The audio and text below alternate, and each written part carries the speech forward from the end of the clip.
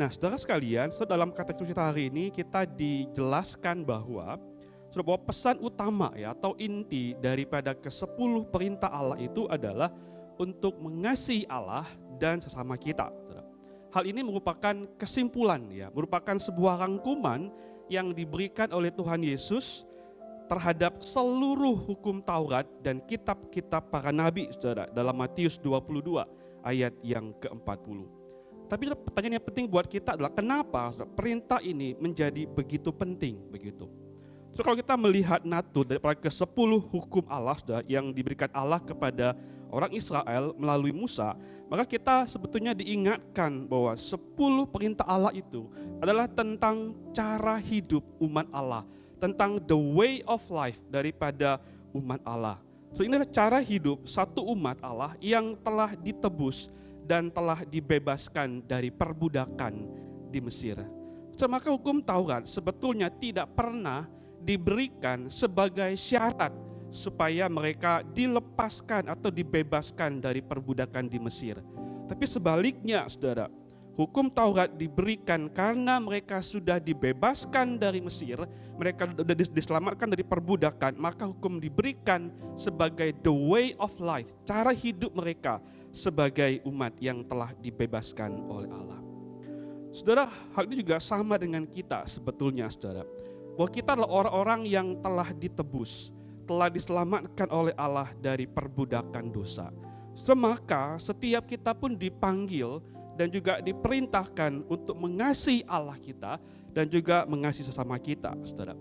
Saudara, mengasihi Allah dan sesama bukanlah syarat bagi kita untuk dibebaskan dari perbudakan dosa, saudara.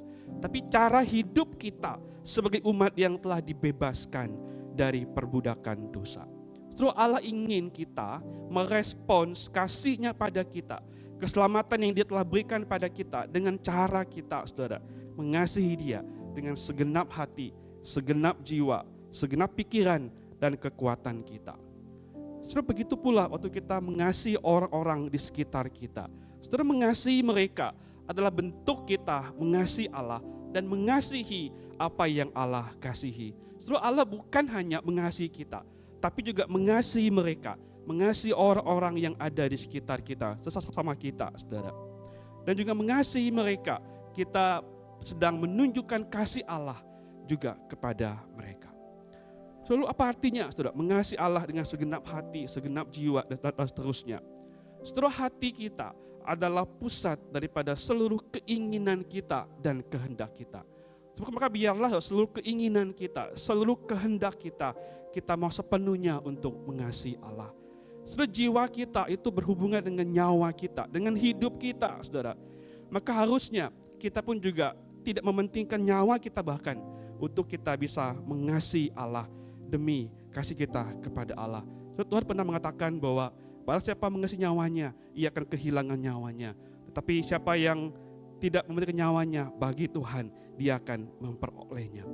Saudara, pikiran kita bicara tentang seluruh pikiran kita, saudara, seluruh pengetahuan kita, pemahaman kita, akal budi kita. Maka mari kita mengasihi Allah dengan pengetahuan kita, dengan pikiran kita, dengan hikmat kita mencintai Allah kita. Kekuatan bicara mengenai seluruh tindakan kita, seluruh usaha kita. So, biarlah tindakan kita mau mengasihi Allah kita.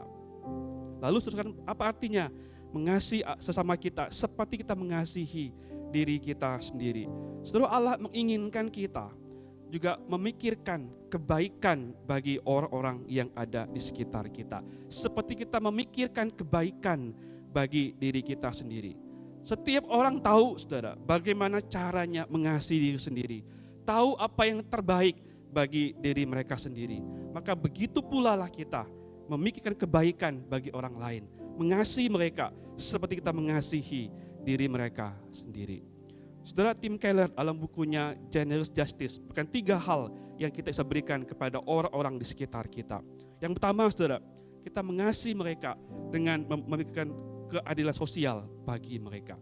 Terus kita membawa keadilan bagi mereka yang lemah, yang tertindas, yang miskin, yang tak berdaya, menghadirkan shalom bagi mereka. Yang kedua, saudara, kita mengasihi orang di sekitar kita dengan cara mengampuni mereka, yang mungkin bersalah kepada kita. Dan yang ketiga, saudara, kita mengasihi mereka dengan bersabar terhadap mereka. Itu nggak mudah, saudara, mengasihi orang-orang di sekitar kita. Kita perlu bersabar dan terus-menerus mengasihi mereka. Kiranya anugerah Tuhan dan pertolongan Roh Kudus menolong kita untuk bisa mengasihi Allah dengan segenap hati, segenap jiwa, kekuatan pikiran kita, dan mengasihi orang-orang yang ada di sekitar kita seperti kita mengasihi diri kita sendiri. Amin.